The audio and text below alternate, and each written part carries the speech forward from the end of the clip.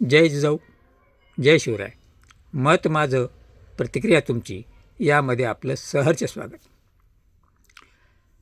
ज्या शरद पवारांचं राजकारण आज वजाबाकीत आहे ते बेरजेत जाईल. आज ज्या सुनित्रा पवारांना मांडलिकत्व बनवून मांडलिक करून उपमुख्यमंत्री केले, त्या भाजपच्या राजकारणाची चाहूल महाराष्ट्रातीलच नव्हे तर देशातील जनतेला लागलेली आहे. सांगायचं झालं तर यांना एवढा जर अजित पवारांचा कळबळा आहे, एवढा शोक आहे, एवढं दुःख आहे, तर ज्या घाईनं सुनित्रा पवारांचा शपथविधी केला त्याच घाईनं अजित पवारांकडची सगळी खाती सुनित्राताईंना का दिली नाहीत? अर्थमंत्रीपद का राखून ठेवलं? आणि विलिनीकरणावर बोलताना महाराष्ट्र राज्याचे विद्यमान मुख्यमंत्री देवेंद्र फडणवीस साहेब सांगतात की अजित पवार माझ्यापासून काहीही लपवत नसत. ते माझे दिलदार मित्र होते, समजदार होते आणि माझी मैत्री घट्ट होती. त्यांनी मला एखाद्या वेळेस तरी विलिनीकरणाबद्दल सांगितलं असतं. ज्या दिवशी दुर्घटना घडली त्याच्या आदल्या दिवशी आम्ही तासभर गप्पा मारीत होतो, तर मला असं कधीच बोलले नाहीत. आणि शरद पवार आज जे म्हणतात की आमची विलिनीकरण होणार होतं, आम्ही 10-12 तारखेला घोषणा करणार होतो, तर याला काही अर्थ नाही. म्हणजे ज्येष्ठ नेते शरद पवार हे खोटं बोलत आहेत का? आणि मुख्यमंत्री देवेंद्र फडणवीस हेच खरे आहेत का?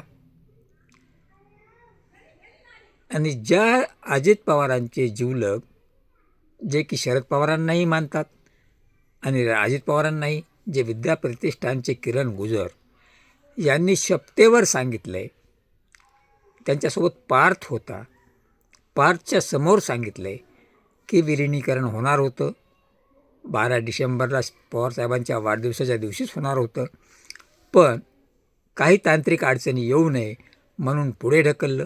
नंतर 8 तारखेला ठरलं तर जयंत पाटलांची अडचण होती, त्यामुळे ते 10, 11, 12 तारखेपर्यंत म्हणजे 12 तारखेपर्यंत होणार होतं. मग हे खोटे आणि एकटे फडणवीसच खरे का? फडणवीसांचं जे ब्लॅकमेलिंग राजकारण आहे, जे फडणवीस प्रेमी आहेत, तटकरे, मुंडे, भुजबळ आणि प्रफुल्ल पटेल, यांच्या ब्लॅकमेलिंगमधून शरद पवारांना कमी लेखण्याचा प्रयत्न करायचा आहे का? शरद पवारांचं राजकारण संपवण्यासाठी भाजपा पहिलेपासून कटिबद्ध आहे. पण त्याचवेळी आता शरद पवार जरी वजाबाकीत असले तरी ते बेरजेचं गणित करू शकतात. कारण दिल्लीमध्ये त्यांचे आजही 8 खासदार आहेत. त्यांचा पक्ष आजही नामशेष झालेला नाही. ज्या अर्थी सुनित्रा पवारांनी उपमुख्यमंत्रीपदाची शपथ घेतली ते महाराष्ट्रातील जनतेला एक महिला म्हणून योग्य वाटलं आहे, पण ज्या गडबडीनं शपथ दिली, उपमुख्यमंत्री केलं, ते जनतेला पटलेलं नाही. हीच शपथ 15 दिवसांनी दिली असती तर जनतेने त्याचे बॅनर झळकवले असते, शुभेच्छा दिल्या असत्या. पण फडणवीस नेहमी जे बोलतात ते होत नाही. कारण फडणवीस यापूर्वी म्हणाले होते की अजित पवारांशी कधीच युती होणार नाही. अजित पवार चक्की पिसिंग. काय झालं? आदल्या दिवशी 2 दिवस अगोदर भोपाळमधून यांचे पंतप्रधान NCP is corrupt party, national corrupt party म्हणून संबोधतात, 70,000 करोडचा घोटाळा सांगतात आणि तिसऱ्या दिवशी मांडीवर घेऊन तिजोरीच्या चाब्या करप्ट पार्टीच्या हाती देतात. तेव्हा फडणवीस किती खरं बोलतात याचा अनुभव आला असेल. आणि दुसरी गोष्ट, ते हवाला देतात की शरद पवार निवडणुकीच्या वेळेस म्हणले होते की पार्थच्या बोलण्याला काही अर्थ नाही. या वाक्याचा दुजोरा देतात. आणि दुसरं एक वाक्य आहे की सुनित्रा ह्या पवार नाहीत, तर मूळच्या पवार सुप्रिया आहेत. पण या वाक्याचे अर्थ ज्याला जसे समजायचे असेल त्याने समजून घ्यावे. पण या वाक्याचा सरळ साधा अर्थ असा आहे, पार्थला काही समजत नाही याचा अर्थ शरद पवारांचं वय काय आणि पार्थचं वय काय. नातवाच्या हक्कानं ते काहीही बोलू शकतात, त्यांचा घरातला प्रश्न येतो. आणि ज्या अर्थी सुनित्रा ह्या पवार नाहीत, सुप्रिया ह्या पवार जन्मानं पवार आहेत, हे सांगणं देखील शरद पवारांचं योग्य होतं. कारण त्यांचं आणि अजितदादांचं आतल्या आत सेटलमेंट होतं.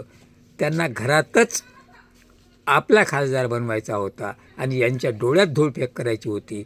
सुनित्रा आली काय आणि सुप्रिया आली काय, दोन्हीही घरच्याच. त्याचप्रमाणे अजितदादा जेव्हा विधानसभेवर उभे राहिले त्यावेळेसही त्यांनी बेरजेचं गणित केलं, योगेंद्र आला काय आणि अजित आला काय. नसता दुसरा परस्पर विरोधी उमेदवार उभा राहिला असता तर धोका झाला असता. तेव्हा शरद पवारांच्या बेरजेच्या गणितामध्ये त्यांचा हात कोणी धरू शकत नाही. शरद पवारांनी काल एका शब्दात सांगितलं, मला माहीत नाही, आय डोंट नो. त्यावेळेसच ओळखून घ्यायचं की हा पक्ष प्रफुल्ल पटेल, तटकरे, भुजबळ आणि मुंडेंनी हायजॅक केला आहे. त्याला जे एकनाथ शिंदे गुवाहाटीला गेल्यावर म्हणत होते की त्यांच्या पक्षाचा अंतर्गत प्रश्न आहे आणि नंतर खुलासा झाला की कसे अंधारामध्ये हुड्या घालून भेटत होते, तीच गोष्ट आत्तासुद्धा यामध्ये देवेंद्र फडणवीस कारणीभूत आहेत. देवगिरीवरची बैठक असेल किंवा दिल्लीवरून विचारणा असेल, या सगळ्या गोष्टीमध्ये देवेंद्र फडणवीसांना शरद पवारांना नाहीसा करण्याचा प्रयत्न करायचा आहे. पण शरद पवार आहेत. मुख्यमंत्री देवेंद्र फडणवीसांनी कितीही मनसुबे रचले तरी देखील जर तुम्ही आज सुनित्रा पवारांना मुख्यमंत्री केले तर त्यांना अर्थमंत्री का केलं नाही. तुमचे एवढे प्रिय मित्र अजित पवार होते आणि त्या आज पक्षाच्या मालकीन झाल्या नाहीत, त्या गटनेते आहेत, त्या उपमुख्यमंत्री आहेत. पण पक्षाचे अध्यक्ष निवडण्यासाठी तुम्ही जे पियुष गोयलामार्फत एक काडी फिरवली की आपले प्रफुल्ल पटेल पक्षाचे राष्ट्रीय अध्यक्ष आहेत आणि नंतर माफी मागताय.